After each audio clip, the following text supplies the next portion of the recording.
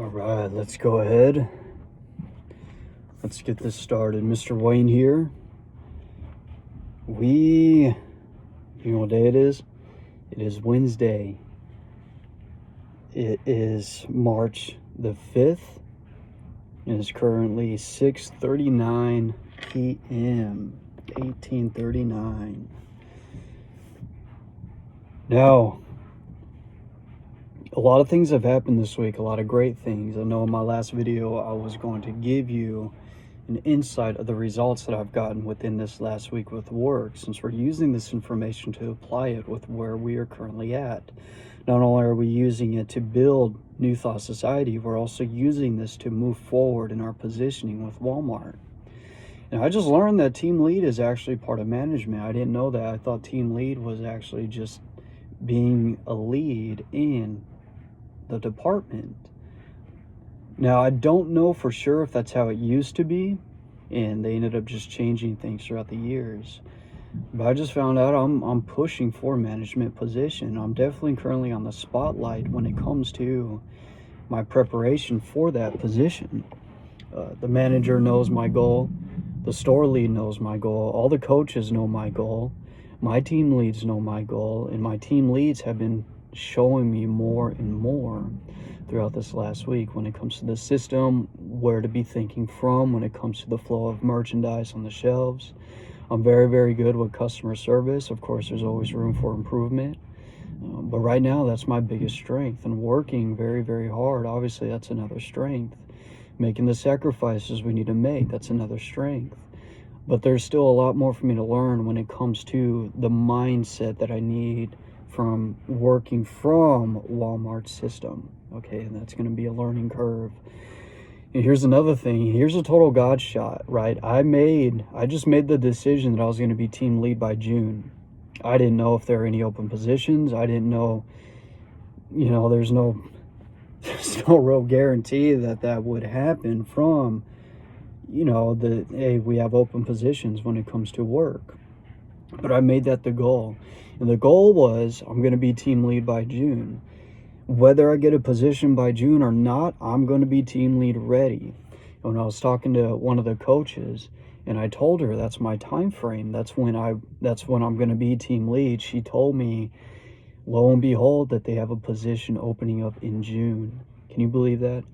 Like that's God. That's that's the infinite intelligence at work. There's no way I didn't know about it, right? But when I set that goal, I set the goal that's when I was going to be ready for it. And ironically, we're going to have a position open by that time. So now it's like, okay, knowing that, I need to push, I need to stay focused, I need to stay concentrated towards the fulfillment of that goal for me to be lead ready. So by the time that time comes around, I'll be ready for it. Now, I'd say maybe within a couple weeks, we're going to get started on the program. Right, next time we had inventory today. Inventory was very, very interesting to watch. Now, mind you, I do work in a super center. The Walmart I work at is a super center. It's a very, very big store, a very, very big team, which is what I like too, right? There's a lot going on at all times. And for my department, we're a mix of being a service center as well as doing things on the floor, right? So there's a lot of multitasking, and we deal with automobiles too, and we deal with customers that are getting their vehicles worked on. So there's a lot that we do all inclusively, which is perfect for me because that's a perfect department to start at when it comes to learning many different parts of the store and practicing and becoming prepared for a team lead position. And like I said, we're going to talk to Carly. I was going to talk to her today, but today was a busy day. There was no need to talk to her today. She already knows that I want to move up. And when it comes to the M3 program, I was recommended by Kaylee for the M3 program, and we talked to Carly a few weeks ago about the M3. And next time I see her, I'm going to tell her, hey, I'm ready whenever you are. right? I'm ready whenever you're ready to get me started. Just as a friendly reminder, hey, this is what I want, but not being too annoying when it comes to it, right? Because we don't want to come off annoying. We want to come off, hey, this is somebody that wants the position, they're working hard for it, and they're being patient with it. They're still adamant about it, but they're not, they're being patient. That's the biggest thing. Letting her know that, hey, I'm ready for this. I'm ready whenever you are, right? I'm patient. Just I'm ready whenever you are, right? And Kaylee, when I asked one of the coaches, what could I expect from the program? She just told me, just be prepared. Be prepared for whatever Carly and Blanca throw my way. And I said, okay, we'll be prepared. And that preparation also starts with the master key system, because we know regardless of everything I do in the physical world, materially, when it comes to what I take action upon, it's all dependent upon our mind, right? Our spiritual conditioning, which we're going over here. It's my mental attitude that's the most important. In the attitude that I need to have, obviously, I have to believe that I can do it, which I do. I have to have faith that the laws are going to work as I push forward towards that position, which I do have, because I've seen this work in my life. I've seen what God has done for us and what He's doing for us, and I see how I continue to move forward with this. The things just happen by themselves, because in my visualization, we're visualizing. We did do our and we'll talk about that, our experience with last week, because last week's practice, he had us visualizing a scenario, right? Visualizing a place that we find that we have interactions with, that made us happy. Things went on. I'm visualizing work. I'm seeing myself in a lead position. I'm seeing myself being responsible for others. I see myself and my colleagues coming to me for help. I see customers coming to me asking questions. Right? This is what I'm visualizing. This is what I see. And I see myself helping my colleagues, helping my customers in my mind, right? We do that through imagination, because remember, the brain doesn't know the difference between what we're imagining and what we're experiencing in the external world. So what we're doing is we're literally creating these experiences with our imagination, and through that mental experience, our brain is rewiring itself to handle that experience, to be the person necessary to fulfill that experience. And on top of that, through this process of visualizing, customers are coming to me more. Like, I kid you not, customers are coming to me. I'm pretty sure I shared this in last week's video. One of my colleagues, she literally walked up from customer service back to my department to help a customer in another department. Like, she walked through past 3 departments to come ask me if I could help that man, which we did, right? I'm literally on the other side of the store, and she came to me, right? Like, she could have gone to anybody. But since I've been visualizing it, like, as we said, law of attraction, cause and effect, and as Hannah was explaining, that thought is the cause of the experiences which we meet. Just me visualizing and thinking about it is the very thing that created the experience. And I had no way of knowing that it was, here's the thing, I didn't know that was going to happen, but through my visualizing, I'm visualizing me helping people, right? And the universe just serves it up in whatever way it chooses to serve it up. And we take what comes to us and then we just act on it, right? We continue to move forward from there. Because God, like it said, God can do for us what we cannot do for ourselves. But God leaves for us to do, which is in our power to do, because I still have to make the choice to help that individual, right? So thought, we attract the things to us through our thoughts, our mind, since everything is electromagnetic energy. Our mind and our thought force being electromagnetic in nature and a vibratory force. Since all matter is vibration, we're sending this vibration out, and we're connecting on a spiritual level to to legitimate material things that are on the level of our thought, that is vibrating with our thinking, our thought patterns. Remember, two things happen. First thing that happens is thought travels the infinite mind through the form of vibration, the form of energy, and attracts with other like vibrations. And by the law of attraction, we just attract those things back to us. The second thing that happens, like we were talking about, the neurons in our brain, our neurons will legitimately change and restructure themselves, and we're literally becoming the thing which we are thinking about. We're legitimately building it within our neural system, becoming our behavioral pattern, our thought pattern, our character, right? Like it is said, we attract that which we are. We don't attract the things we want, we attract that which we are. So when it comes to that thing that you want, you have to first become it. You have to become it mentally. They call it, there's the law of correspondence, which essentially says you have to establish its spiritual equivalent first. And the spiritual equivalent is the thought behind it and the feeling, right? Because as I'm imagining myself doing it, I feel as if I am already that. Like I'm legitimately feeling like I'm in the team lead role. Now that I learned that it's management, now I'm looking at it, okay, I'm part of management. I'm part of the managers. Even though I'm not a coach, I'm not considered a manager, we're still considered the store leads, but we're still a part of management because now we're managing the team at the lower level and managing the results of our department. Right? That's our responsibility. So I'm feeling as if it is already true. We have to feel it. Remember how he says between the conscious and subconscious mind that we literally have two divisions within our nervous system.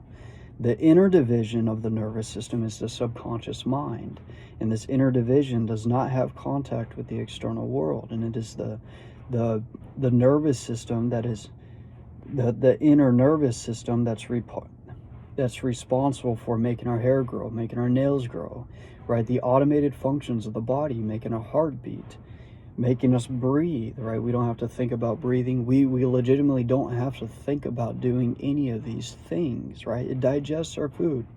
This is the internal intelligence, the intelligence of the Father that is within, that Christ came to teach us. And this intelligence is responsive to what we consciously give it through the conscious mind with our thinking. So what we have to do, because we could think a thought, we cannot act on it, we could have no emotional compellment, we'll say, to that thought, and we wouldn't act on it, right? Usually we act on emotion. We act upon the things that we're emotional about. The things that we have emotional attachments to are usually the things that we act upon the most. So for us, in order for the subconscious mind and the inner portion of yourself to accept, like, okay, my goal right now is team lead. So I'll visualize it. I do like I just said a little bit ago, I'm seeing myself helping customers. I'm seeing myself helping colleagues. I see myself being in the more responsible role. Now I could think about it, but yet nothing will really happen. But what you need to do is to legitimately feel it. Feel as if it was real. Because through the feeling of it, that's where the subconscious takes on the acceptance of the ideal, right? You through feeling, that's how your subconscious absorbs the ideal of which you have in the conscious mind. And it's necessary that it is this way, so you could be contemplative on the choices you make. As Mr. Hanel called it, I believe it was in part 1 or 2, the watchman at the gate, right? He called the conscious mind the watchman at the gate. The conscious mind is responsible for guarding the direction of the subconscious, and it's also responsible for directing it. So we guard it from what he called mistaken impressions, meaning things that don't matter, right? Mistaken impressions regarding the subconscious from things that we do not need to let affect us or change our direction. And again, through this same part of the mind, through the conscious mind, we create the mental pictures and the thought processes that we want for the subconscious mind to move towards. And the reason feeling is involved, because we could analyze and think about something that's happening external, but we don't have to accept it. You could create the mental pictures and things that you want, possibly even of things that you don't want, but you don't have to accept it, right? You don't have to get emotional about it. It's necessary that the mind is divided between these two, so you, with the conscious mind, can segregate between, is this an experience I'm going to act upon? Is this an experience I'm going to create? Right? Is this a direction I want to go, or do I want to go this direction? Right?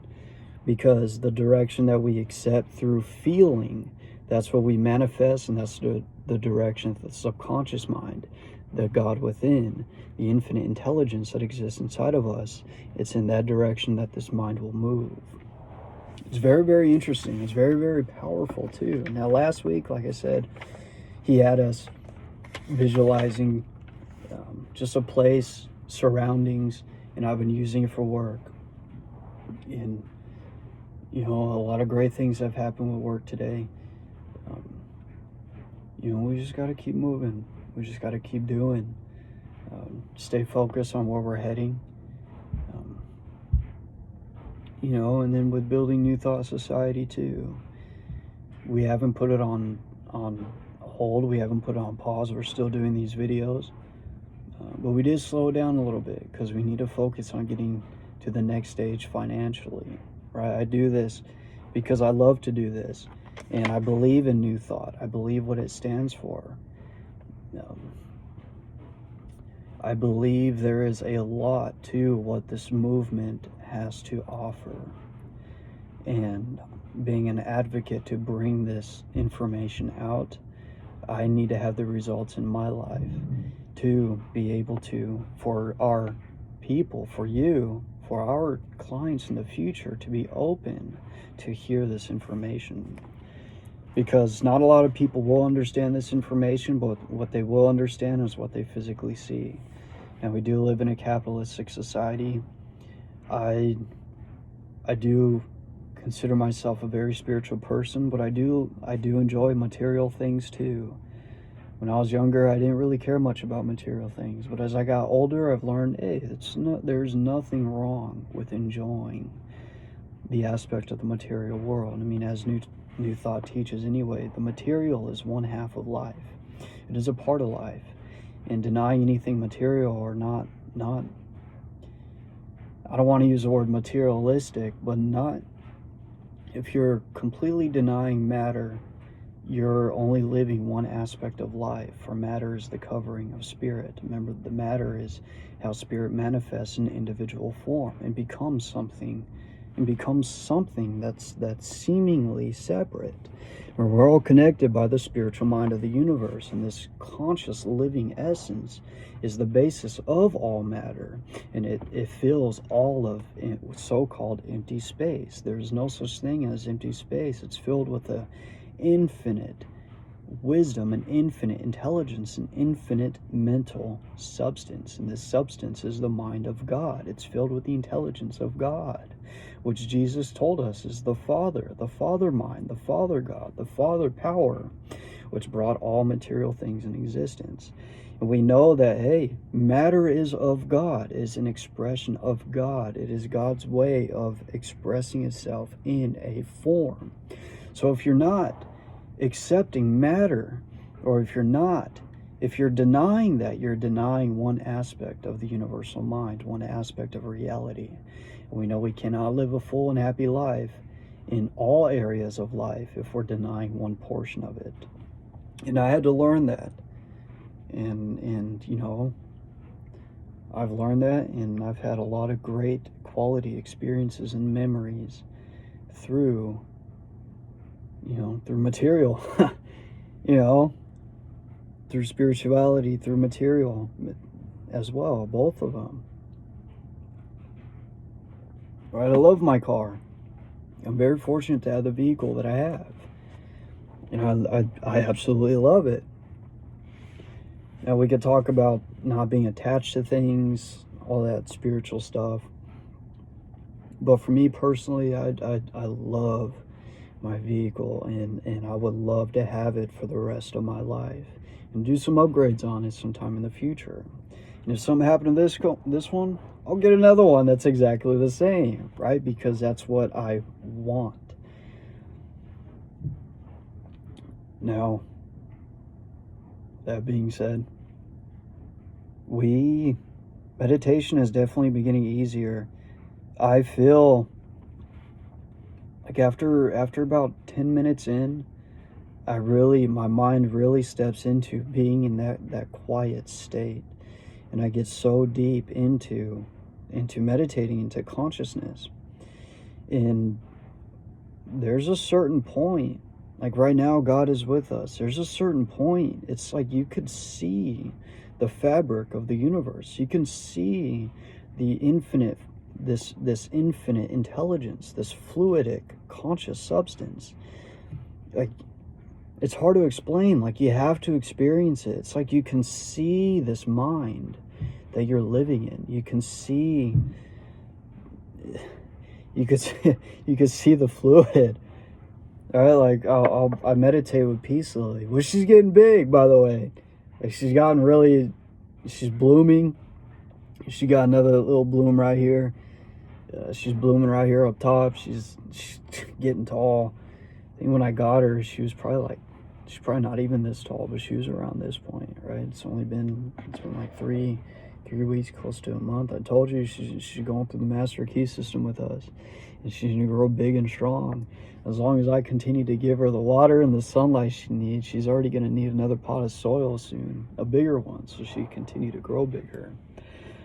But aside from that, I'll be meditating with Peace Lily, and it's like I can see the energy emanating off of her, right? Like I said, we're surrounded by an aura. We're all surrounded by an electromagnetic field. And in my meditation, it's like when I'm in that state and I'm just present in the moment, I just see this energy, just revolving around her.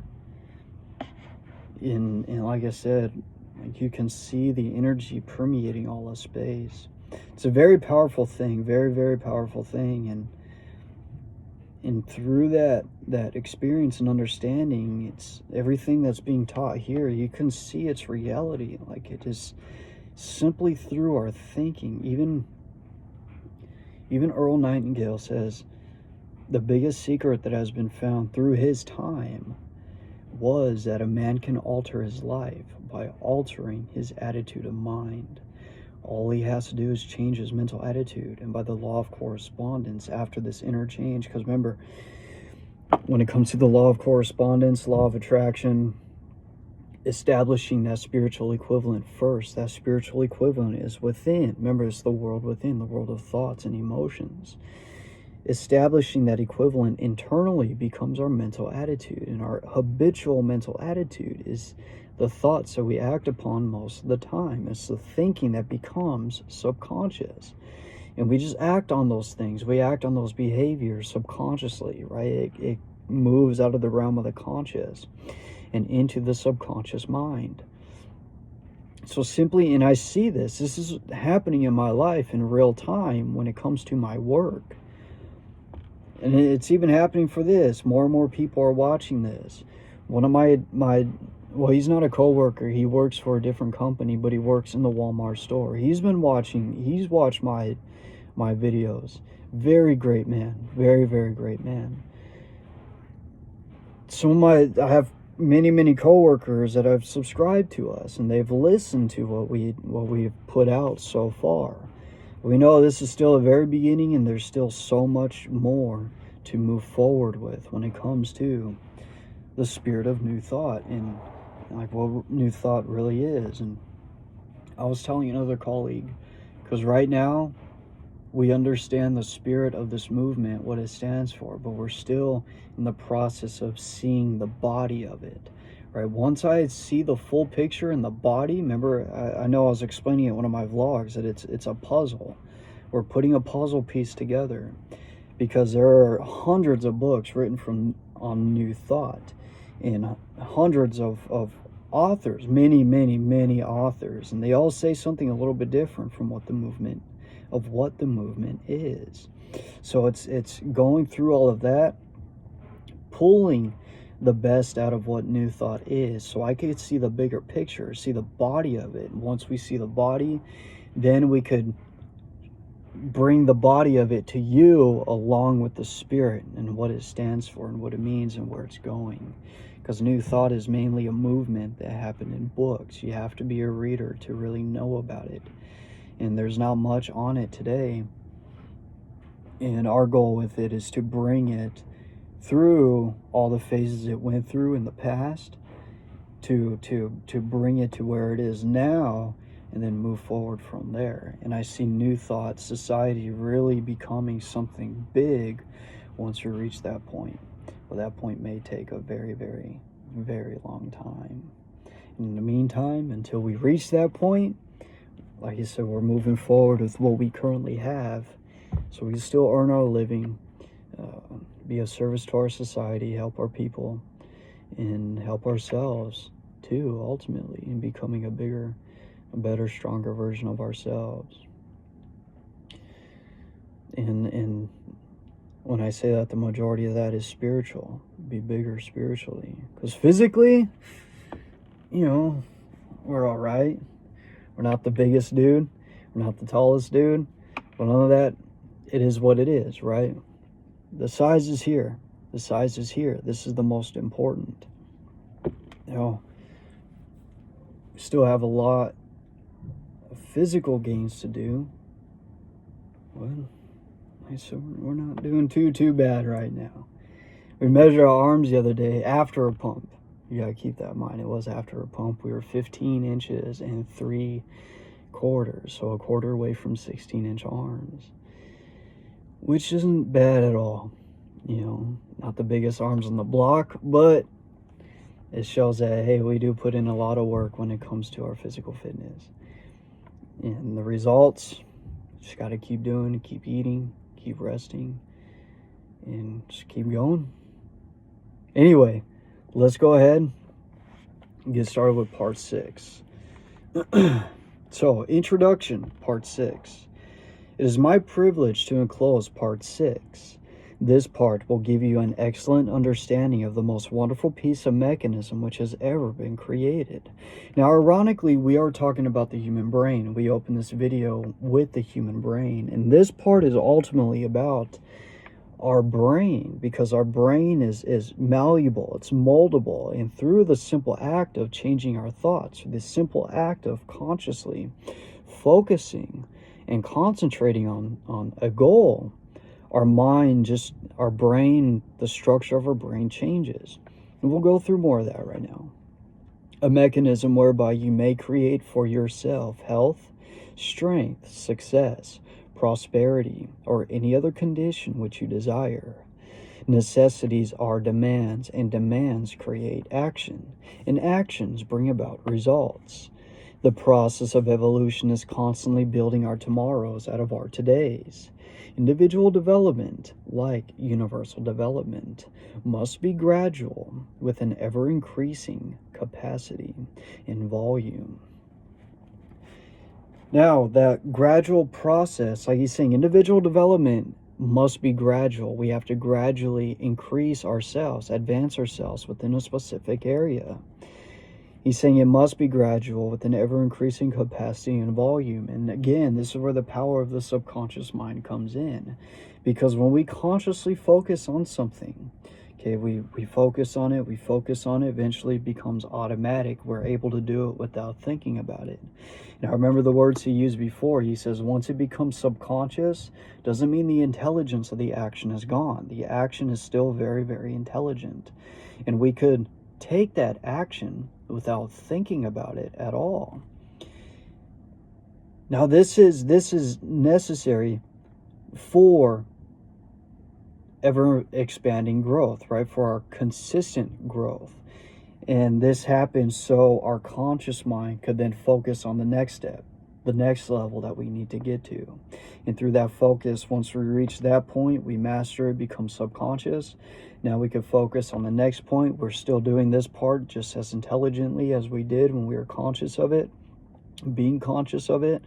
Now we start acting upon this next part, and then we master that part. We keep doing it until it becomes subconscious, until we could do it without thinking about it. And then once we reach that point, again, we can focus the conscious mind on the next level, right? This is how it works. And each and every single one of these levels, the intelligence within what the subconscious knows to do is just as intelligent as the concentrated portion of it which you gave it, right? The direction which you gave it.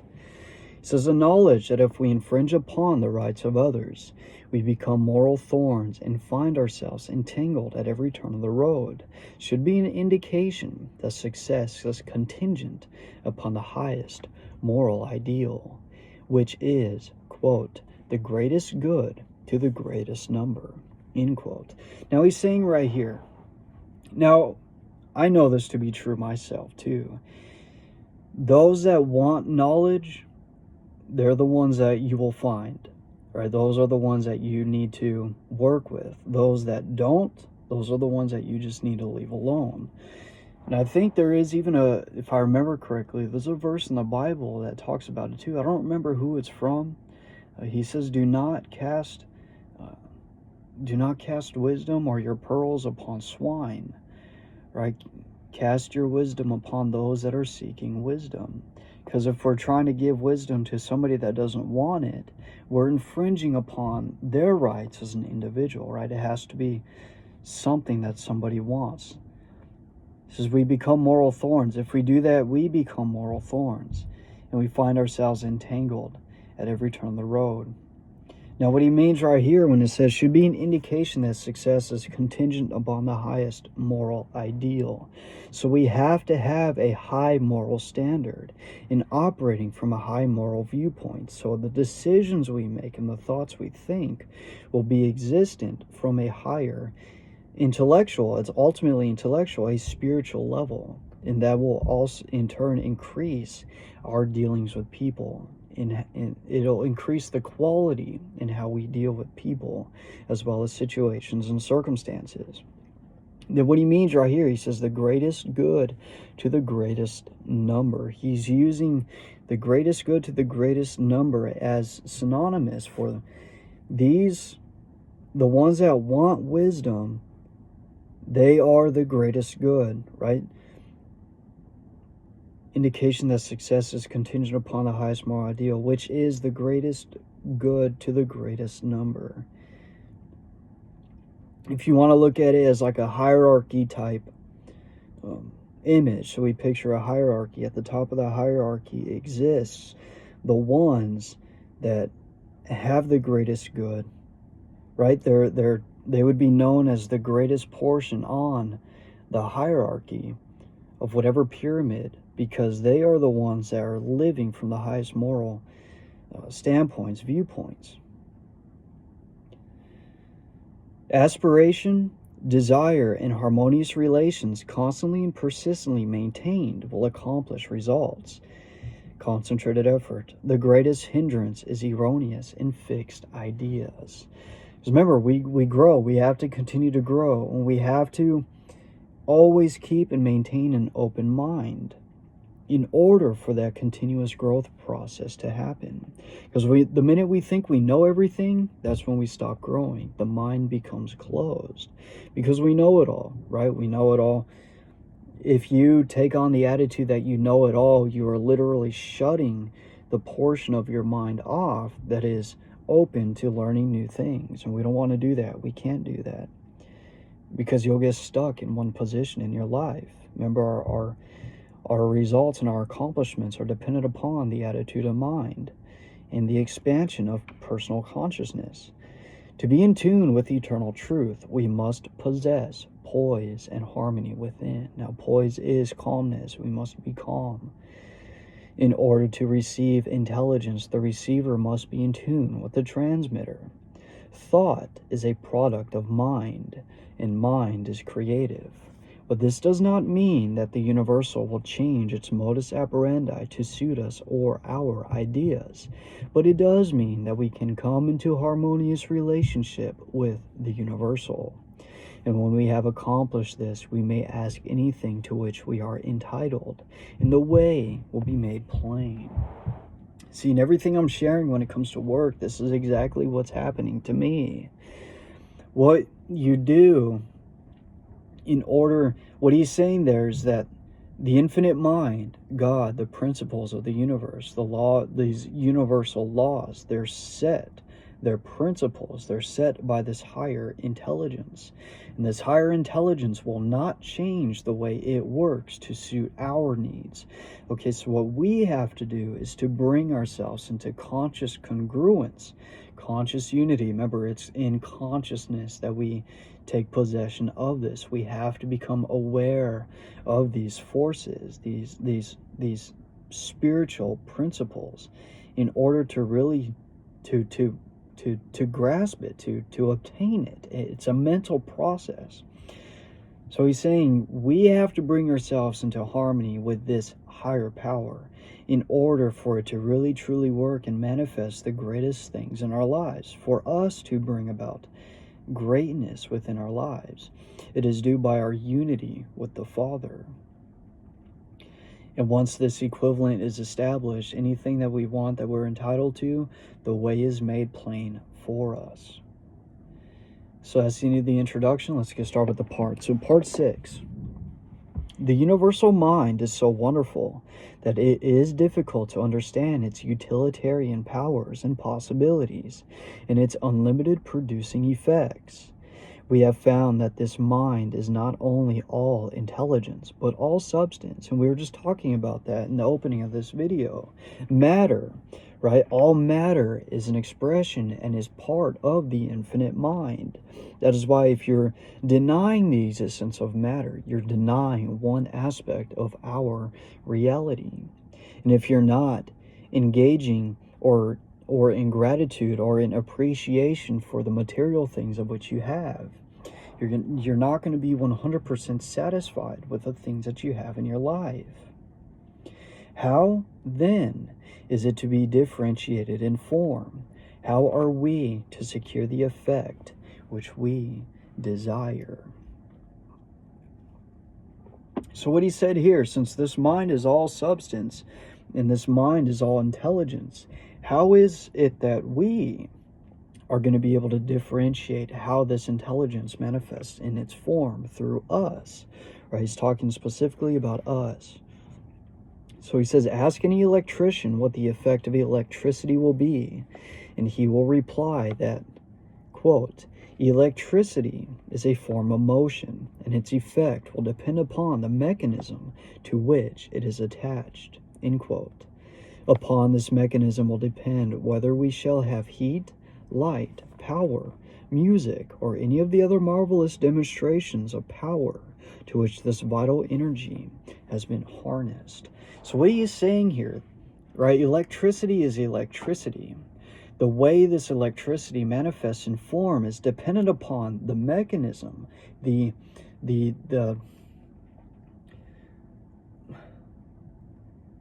trying to find another word for mechanism. I know you understand what he means by mechanism. Like, we have a heater and a fan. Okay, you have your heater and you have your fan. They both run off the same electricity. It's just electricity. But the difference of how this electricity is going to manifest itself and what it is going to power is going to depend upon whether it's a heater or whether it's a fan, right? He's saying it's the mechanism that the electricity is attached to, which is going to determine how this electricity is going to manifest. So, what effect can be produced by thought? The reply is that thought is mind in motion, just as wind is air in motion, and its effect will depend entirely on the mechanism to which it is attached. So what he's saying here, the effects that are produced by thought is going to be dependent upon the mechanism which is attached to the power of thought itself, the vibration and energy of thought. Here then is the secret of all mental power. It depends entirely on the mechanism to which we attach. So he's saying all mental power and our ability to manifest higher forms of mental power is dependent upon the mechanism to which that power is attached itself, which we have already said is our brain itself. The health of your brain, the structure of your brain. This is why health is so important. Your brain being the receiving mechanism of the creative power of thought. Your brain is the very thing that is going to allow thoughts and the power of thought to manifest in form, to manifest in character. So what is this mechanism? Moving on. You know something of the mechanism which has been invented by Edison, Bell, Marconi, and other electrical wizards. But did you ever stop to think that the mechanism which has been given to you for transforming the universal, omnipresent potential power was invented by a greater inventor than Edison? We are accustomed to examining the mechanism of the implements which we use for tilling the soil, and we try to get an understanding of the mechanism of the automobile which we drive. But most of us are content to remain in absolute ignorance of the greatest piece of mechanism which has ever come into existence, the brain of man. Let us examine the wonders of this mechanism. Perhaps we shall thereby get a better understanding of the various effects of which it is the cause. So we're going to go over right now why the brain is the cause, right? The brain is the mechanism. The brain is the very thing that will allow us in our processes of thought to manifest in form. He says, in the first place, there is a great mental world in which we live and move and have our being. This world is omnipotent, omniscient, and omnipresent. Now, what he said there, he's talking about the infinite mind, okay? He says there's a great mental world. There's a great mental fluid, a mental power, which pervades all space and animates all living things, right? He's saying this infinite mind is omnipotent. It is omniscient, and it is omnipresent. It is everywhere. It is all presence. It is all power. It is all wisdom. And we know that it is also immortal. It was never born, and it can never die. It's just something that just is, always was, and always will be. It's an absolute trip, like in where we came from, this infinite source. You and me, viewer, we're manifestations of this infinite mind. We're connected to it just by law. It's just, we are just divine human beings by nature because His presence is within us. It will respond to our desire in direct ratio to our purpose and faith. The purpose must be in accordance with the law of our being. That is, it must be creative or constructive. Our faith must be strong enough to generate a current of sufficient strength to bring our purpose into manifestation. Quote, as thy faith is, so be it unto thee, end quote, bears the stamp of scientific test. Now he says right here, by the law of our being. Remember how he said in the beginning, the law of our being is dependent upon our mental attitude.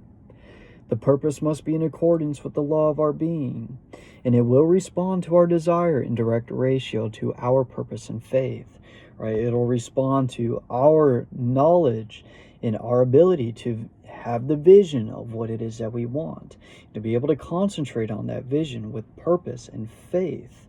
This power responds to that portion of ourselves. It responds to our ability to really be able to enter into that mental state. Because from that mental state, now the universal mind has something to work with, to bring into our lives.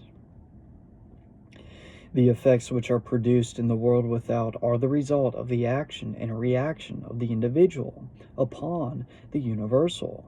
That is the process which we call thinking. So this whole action and interaction upon the universal mind, this is something that just happens. It happens by itself, and it happens in response to our thought, our thinking. So the biggest focus for us is to simply focus our mind on what it is that we are thinking, right? We have to be conscious of what it is that we are thinking, because we know by law our thoughts are traveling through the infinite mind in the form of vibration, and it is also being created by through the brain, that the brain is restructuring itself to meet and embody that image which we have. It all just happens from thought. Everything else that happens from this act of thought is happening by law. It's a universal principle. All that was set by the higher source. The brain is the organ through which this process is accomplished. Think of the wonder of it all. Do you love music, flowers, literature, or are you inspired by the thought of ancient or modern genius? Remember, every beauty to which you respond must have its corresponding outline in your brain before you can appreciate it.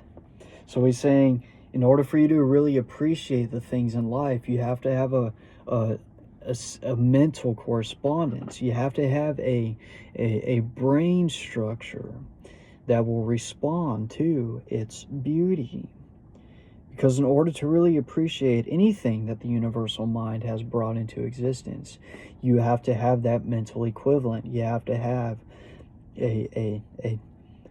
just an internal spiritual equivalent with the thing that was created. There is not a single virtue or principle in the storehouse of nature which the brain cannot express. Now again, remember how he was saying in the beginning how we have infinite potential within us, like the potential to express anything, to be anything, to do anything, already exists inside of us through what we know as the subconscious mind, because the subconscious is not programmed at all. It is the conscious mind which sets the programming in motion. The conscious mind is what is this word? It's the paintbrush, the subconscious being the anvil and the canvas, your conscious being the paintbrush, and the conscious with our thoughts and our ideals. We're painting on the canvas of the subconscious what we would like to see manifest in our lives. This is how it works. And there is nothing inside of us that cannot be expressed. There is no principle or virtue which exists in the infinite that we cannot express. And this is exactly what Christ came to teach too, when he came to give us Christ. Remember, Apostle Paul tells us that Christ is within us, that Christ is the image of God in man, that Christ is the fullness of the Godhead bodily, right? Once you reach Christ consciousness and you step into the knowing of Christ consciousness, you are stepping into bringing your mind into unity with the universal mind, with God's mind, stepping into the I am that exists within you in your unity with this divine source, and expressing this unity in conscious form, in physical form. This is what Christ is, embodying everything God is in the flesh. And like I said, he's saying right here, there is nothing in nature that exists within nature that is not within man. And that is our power as human beings. He says the brain is an embryonic world, and the brain, as he's saying, the mechanism of attachment. The brain is the mechanism which allows this process to occur, which allows us to express the powers of God within us, through us, to live as a God in the flesh, so to speak. There's no other way to say it. The brain is an embryonic world, ready to develop at any time as necessity may arise. Like how my necessities, right? My necessities and my desires and goals are to move forward with what I have. Yes, I will make more money, but ultimately I'll be taking more responsibility and building more character and being responsible for other people's results. Through this process that I'm going through, as well as my visualizing practices, we are building our brain to be what it needs to be for us to handle that position, for us to be the advocate necessary, the channel necessary, so to speak, for the fulfillment of that position in order for the work to be done.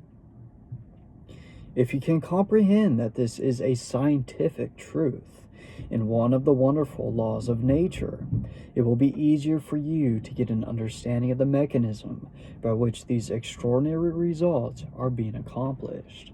Now, another thing too, once you grasp the reality of this situation, you will know, viewer, that there's absolutely nothing that can stop you from the thing that you want. There really isn't. If you want it bad enough. Now, remember, as we've said in the beginning, of course, other people, if what you want involves other people and the choices that they need to make, like a relationship, for example, the fulfillment of that relationship is also dependent upon whether the other person wants it or not. You can't force something to happen between two people.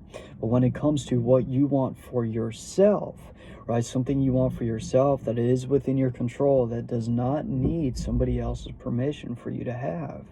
These are the things that we are talking about. These are the things that you need to really move into and push.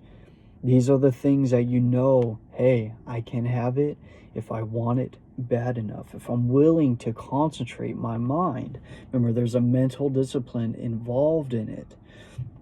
Now, disciplining the mind is very much different and much, much more challenging than disciplining of the body, because you will have to legitimately stop yourself from thinking certain things to stay focused on another thought process, right? This is how it works. This is how the inner world works. And mental discipline is very, very, very different. It is much, much tougher than physical discipline. As it is said, it is harder for a man to control his kingdom himself than it is for him to control an external kingdom. Let's continue. So, well, like I'm saying, once you understand this, you will have faith that you can do what you want to do, that you can fill a position of something, that you can create something, because you know as you continue to think it, you'll attract it, and you're becoming more and more of the person that will be responsible for that position, that can move into it, that can handle it. The nervous system has been compared to an electric circuit with its battery of cells in which force is originated, and its white matter to insulated wires by which the current is conveyed. It is through these channels that every impulse or desire is carried through the mechanism. The spinal cord is the great motor and sensory pathway by which messages are conveyed to and from the brain. Then there is the blood supply plunging through the veins and arteries, renewing our energy and strength.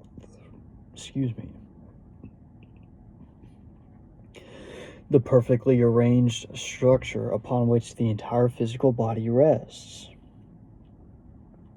And finally, the delicate and beautiful skin clothing the entire mechanism is a mantle of beauty. This then is the, quote, temple of the living God, end quote.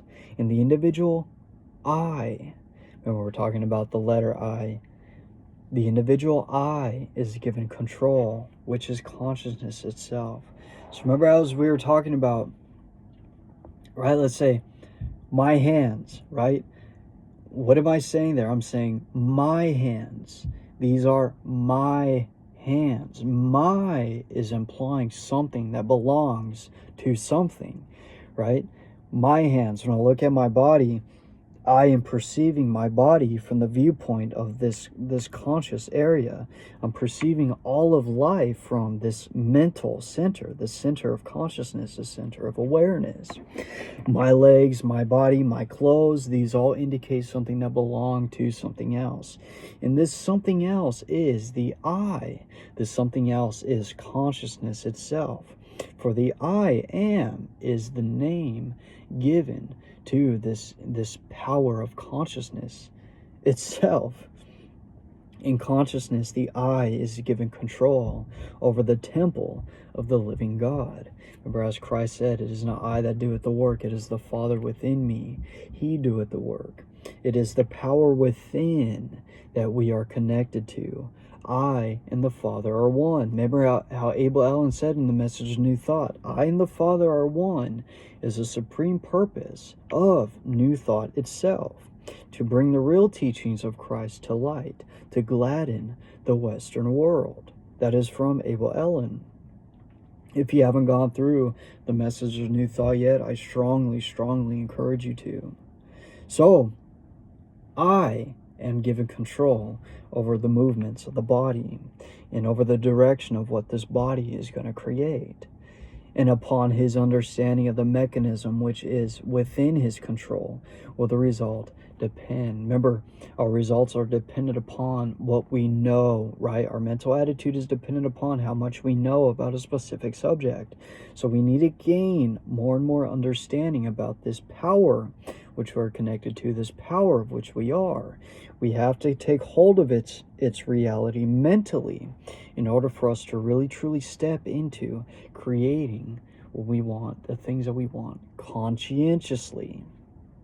So we don't live our life simply by chance. We live our lives by deliberate manifestations. Very powerful. This is such a very, very powerful program. Every thought sets the brain cells in action. At first, the substance upon which the thought is directed fails to respond. But if the thought is sufficiently refined and concentrated, the substance finally yields and expresses perfectly. This is why our meditating consistently is important. Because you can do it once, then if you're not doing it again, then you're no longer placing in front of your mind the mental image, the ideal of which you desire to manifest. And if you're not placing that mental ideal in front of your mind, your brain, remember, your brain is responding to the mental pictures that you create. Your brain is no longer going to be structuring itself in accordance with the mental picture. How amazing, how phenomenal this is. This influence of the mind can be exerted upon any part of the body, causing the elimination of any undesirable effects. Now, this is a very interesting point too, because there have been studies. A scientist, let's say an athlete, a scientist will take an athlete and they'll attach, I don't know what these things are called, but they'll attach certain devices to any part of the body which the athlete. So let's say for the chest example, they put these things on the athlete's chest and they have the athlete just simply in their mind imagine themselves, let's say, doing bench press, doing flies, doing something which involves the chest to work. And what they record is that electrical signals are literally being sent through the areas of the chest that will be required to push a bench, right? To bench press. So when they're legitimately taking the physical action of doing a bench press and the necessary muscle fibers that are being contracted for the fulfillment of that rep, those same muscles, those same neurons, those same electrical signals are sent through the chest by simply the act of imagining it. This is scientific proof. This is exactly what's happening with your brain. Now, the thing is, your brain is literally changing its shape to match your thought. When it comes to the body, since the body is made out of muscle, it's just simply changing the amount of fibers. It's engaging the muscle fibers necessary for the completion of that mental picture that they have the athlete thinking about. But he is, like he's saying, the effect of mind can be exerted on any part of the body. And once we go through the Quimby manuscripts as well, because Quimby taught mental healing, how mental healing happened, how they were able to heal the mind, heal the body from ailments, sicknesses, diseases, simply by changing the mental attitude. Because a change in mental attitude, since our body responds to what it is that we are thinking, we're changing the structure of the subconscious. We're influencing that part of the body for the better by the simple action of the conscious mind and what we're thinking about conscientiously. This influence of the mind can be exerted upon any part of the body, causing the elimination of any undesirable effect. A perfect conception. Again, real quick, the placebo effect. Scientists took two groups, right, both with the same sickness, so to speak, the same condition that needed to be healed. One group got an actual treatment that was designed to cure the sickness. The other group was just given a sugar pill, but they were led to believe that they were given the proper treatment.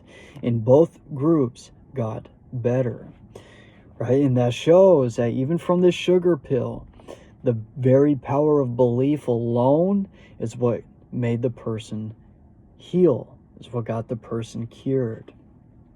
I had to throw that out there. I could not move forward from this, since we're on this subject, could not move forward in the part without sharing that. He says, a perfect conception and understanding of the laws governing in the mental world cannot fail to be of inestimable value in the transaction of business, as it develops the power of discernment and gives a clear understanding and appreciation of facts. The man who looks within instead of without cannot fail to make use of the mighty forces which will eventually determine his course in life, and so bring him into vibration with all that is best, strongest, and most desirable. So being completely spiritual about the things you want to manifest, establish the mental equivalent, the spiritual equivalent, change your mental attitude, then everything else will change by itself. Because your brain, your body will respond to that new form of thinking of which you are pushing to have. And you'll become it. You'll just naturally become it. It is a law. It is a psychological law that the brain will change its structure to match the mental picture of which you have in mind. Attention or concentration is probably the most important essential in the development of mind culture. The possibilities of attention when properly directed are so startling that they would hardly appear credible to the uninitiated. The cultivation of attention is the distinguishing characteristic of every successful man or woman, and is the very highest personal accomplishment which can be acquired. Yes, your ability to keep your mind attended upon something, because most people don't have a very strong form of attention. They're thinking upon so many different things all at once, and they can't stay focused or concentrated on one specific purpose. Now, can you blame them? Look at the society we live in. Our society is built upon attention currency, especially with the expansion of social media and all this stuff that's out there and whatnot. Social media is designed to capture your attention. We are here to cultivate the power of attention, to create discernment, and say no to things that we need to say no to, so we could keep our mind focused on the things that we want to manifest. Remember, attention. Saying attention here is the mark of every successful man or woman. So your success, viewer, especially in today's age, is dependent upon your mental discipline, your ability to say no to certain mental food, and to say yes to other mental food, to say yes to necessities, to needs, to demands, to life, right? To be present with the demands of life and to meet those demands, instead of just scrolling through social media all day, filling your mind with novelty and entertainment, right? Don't get me wrong. I also occasionally, I'll sit there, I'll scroll through social media, I'll watch something that's very, very funny, right? We all need that. We all need some time alone just to unplug from our responsibilities in life. We need that so we could charge our mind. But for the most part, we can't make that our life, right? That's the thing. Not making that your life, being present with your life in the life which you live, so you could take care of the needs and necessities and the demands which you are met. Remember, you have to be attentive to it. Those things need your consciousness. They need your focus for you to handle those things. And this program is giving you the power and the tools necessary to be able to do that, so you can live a life of success, right? Because you don't want your life to be dependent upon somebody else, right? You want your life to be a product of what you want it to be. Now remember, viewer, we are here to use our powers for good, so you need to make sure that life that you are envisioning is moral, right? There's enough bad things out there in this world. We need good. We need to fight for good. We need to be an advocate for morality. Remember how he said back here, moral, where is it? The highest moral ideal is what's going to call forth the greatest of all people. Because remember, we're spiritual beings, and by law we're connected to a divine spiritual power. And once we're in our divine spiritual essence, we are tapping into the greatest of all power, which is love. Now, I know some people think that sounds cheesy, but that is what it is. Like Christ, remember again, because love is the essence and the power which brought all atoms to existence to begin with. Love is the force of matter. Love is the foundation of matter. Love is the foundation of our existence. And love is the very foundation which creates communities, which creates businesses. It's not all about the money. When you really learn what the real value and aspect pushing behind business, it's love, it's service. Yes, money is a part of it, but ultimately it's fueled by the act of service. Now, you could say it's from the act of your love of money. You're just providing service for more money. But the money, right, and that also, that's a whole nother, that's a presentation right there between a person's character, right? Ultimately, you want to be fueled. We know that money is simply a cause that comes, or money is simply an effect that comes from a cause. And the cause is found in service. And the greatest of all service is given through the act of love. Loving your fellow humans, loving your people, being of service, making sure they get the best experience from working with you. This is how you get the most business.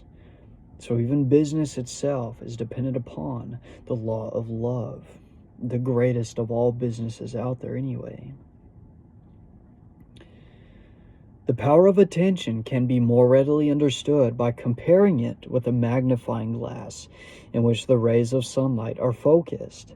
They possess no particular strength as long as the glass is moved about and the rays directed from one place to another. But let the glass be held perfectly still, and let the rays be focused on one spot for any length of time. The effect will become immediately apparent.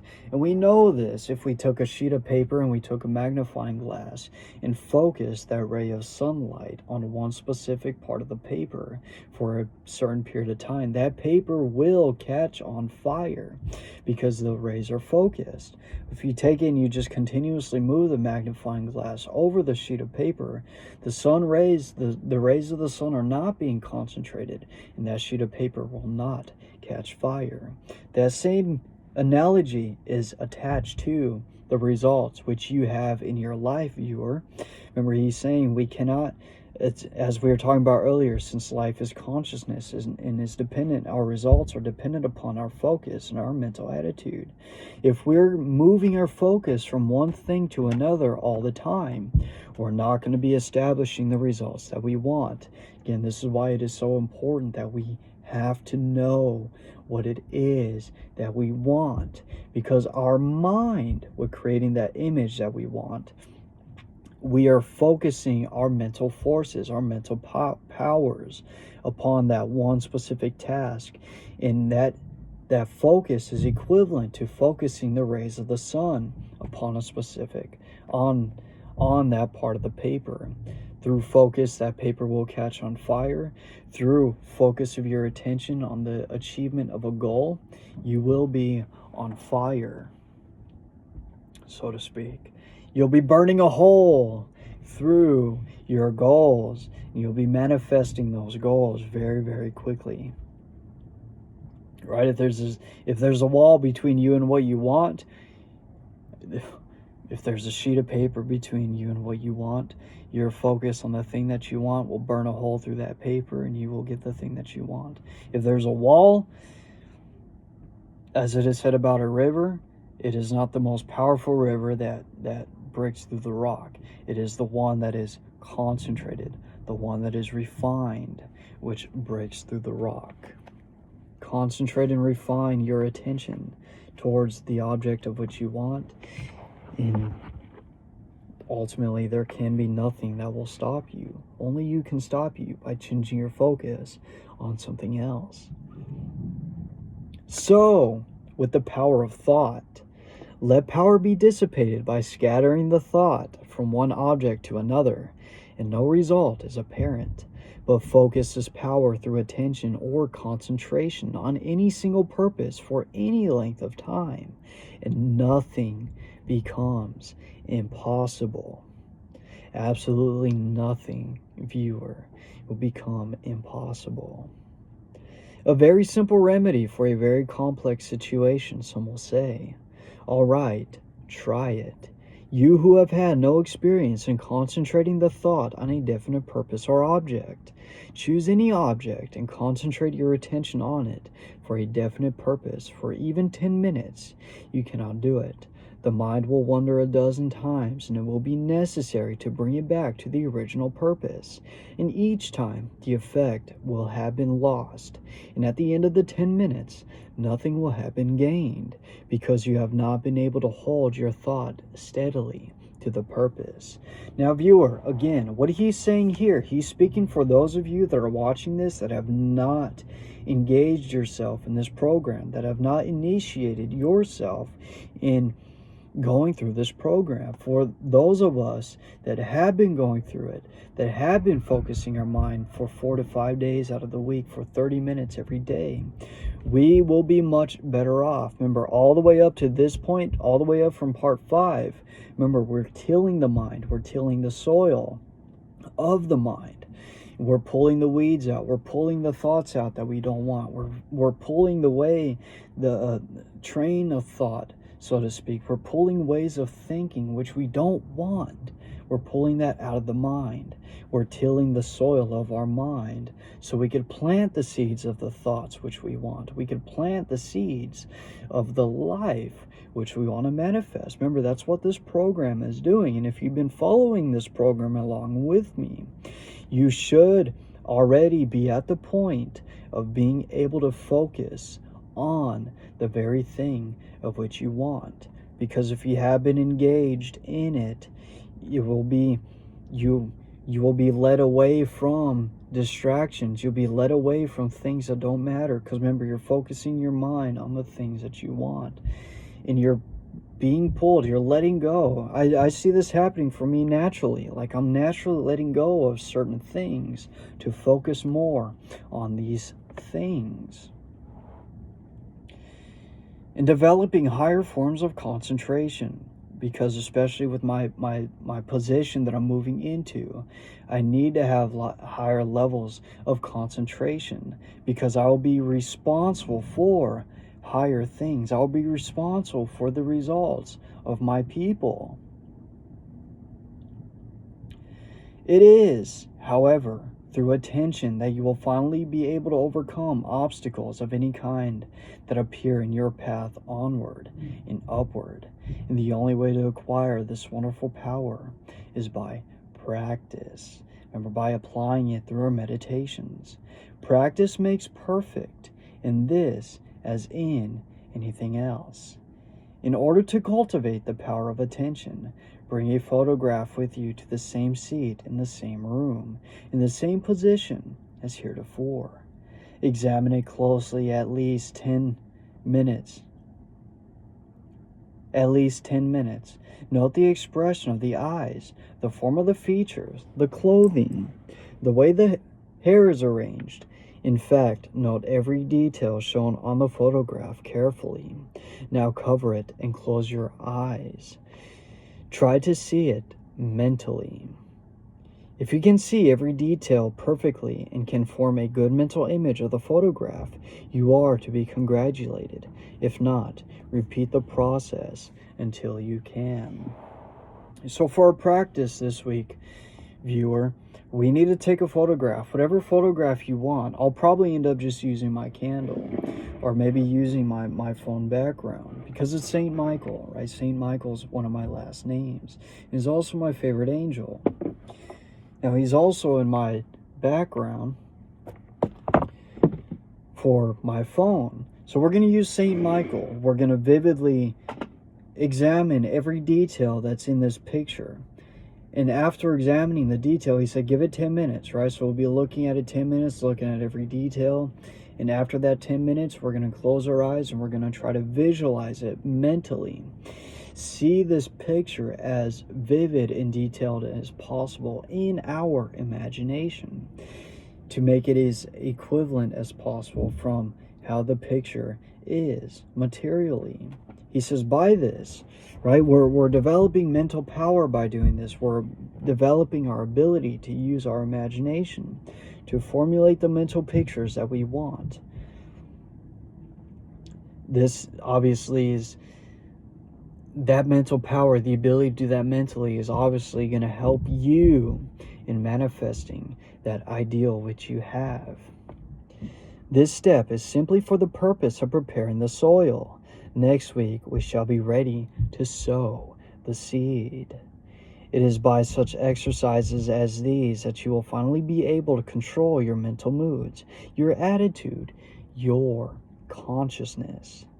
Great financiers are learning to withdraw from the multitude more and more, that they may have more time for planning, thinking, and generating the right mental moods.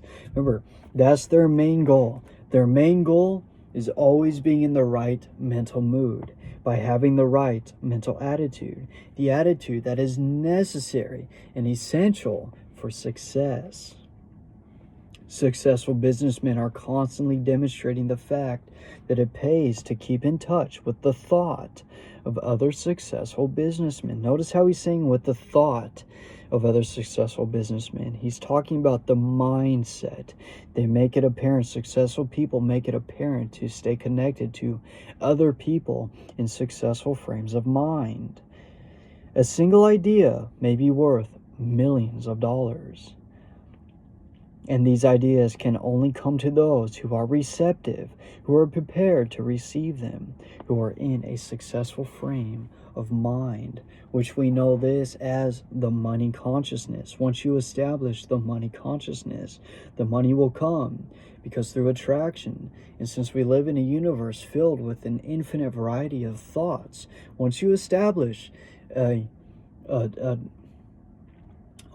consciousness of wealth, your mind is attuned to be thinking along the lines of wealth. You'll be bringing to you ideas, thoughts that will help you build that wealth, create that wealth, to be of service in that specific way, and bring that to your society. Because remember, you have to have a receptive frame of mind. You have to have because once you have that wealth consciousness, your mind is now attuned to wealth, and you'll be attracting ideas from the infinite mind, which will allow you to formulate the wealth you want. Right? You are prepared, you'll be prepared to receive the idea and manifest it, to put it into action. Men are learning to place themselves in harmony with the universal mind. They are learning the unity of all things. They are learning the basic methods and principles of thinking. And this is changing conditions and multiplying results. They are finding that circumstances and environment follow the trend of mental and spiritual progress. They find,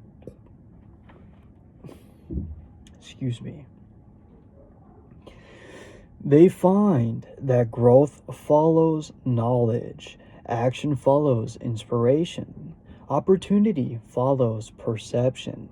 Always the spiritual first, then the transformation.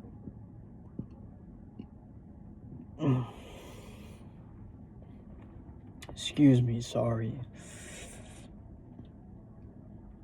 Got the hiccups right there. Always the spiritual first, then the transformation into the infinite and illimitable possibilities of achievement.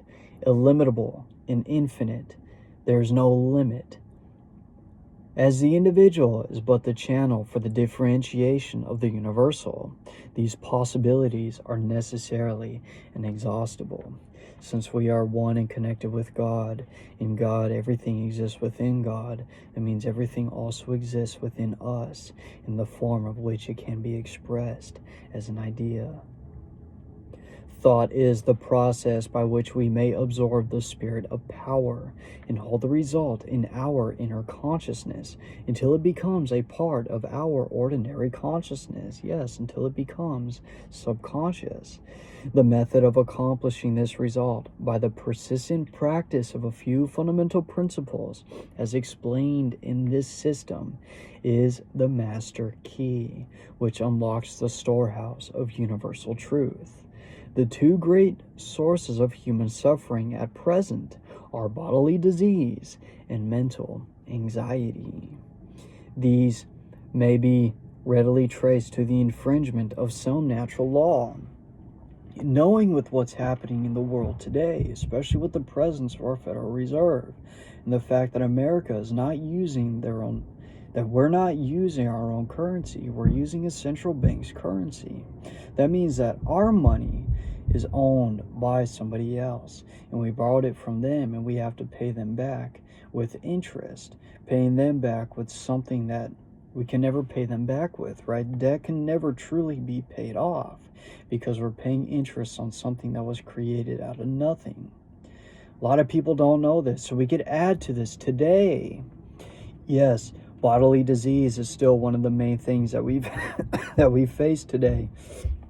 And I cough as I say that. I had saliva going down my esophagus as I was talking. How ironic, how funny. And mental anxiety, again, that is another thing that we are still facing today. Now, adding to that, because remember, this book was written back in 1916. The Federal Reserve was established in 1914. Well, they were established in 1913, but they didn't truly start until 1914. That's when it was really passed as a law. So now, financial disease is one of the things that we are facing today. Just the fact that we have the Federal Reserve present and we have a central banking system, we have a financial disease. These may be readily traced to the infringement of some natural laws.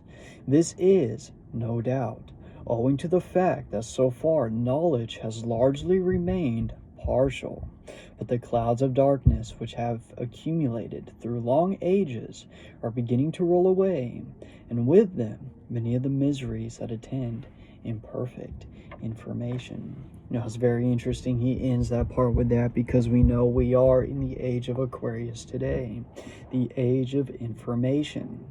Now, ironically, I myself am an Aquarius, and when we look at the symbol of Aquarius, Aquarius is pouring out he's carrying a jug. There's a certain name for the jug, but he's pouring out water. And the water is a synonym for ideas, right? They're pouring out ideas to the world. They're pouring out thoughts to the world. They're pouring out information. How very interesting, isn't that? That is a very, very interesting thing that's going on, and a very interesting connection right there. Now, that's the end of this part. Now, we're ending with a quote by Larson. This is Christian D. Larson, another phenomenal New Thought author.